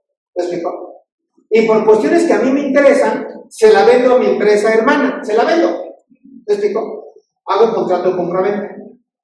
Pero la mecánica es que yo voy a seguir utilizando esa maquinaria. Entonces ahí está de por medio un contrato de venta. ¿Qué me dice este postulado? Que aun y cuando hay un contrato de venta, como la mercancía la sigo utilizando yo, el bien, ¿de acuerdo? Es mío para efectos financieros. Aunque exista un contrato de compra-venta. Eso es la sustancia de la operación. Que mucha gente hace eso, con el ánimo de pagar menos impuestos o tener un beneficio fiscal más. Entonces, eso en materia contable no está permitido. Entonces, un break de unos 5 o 10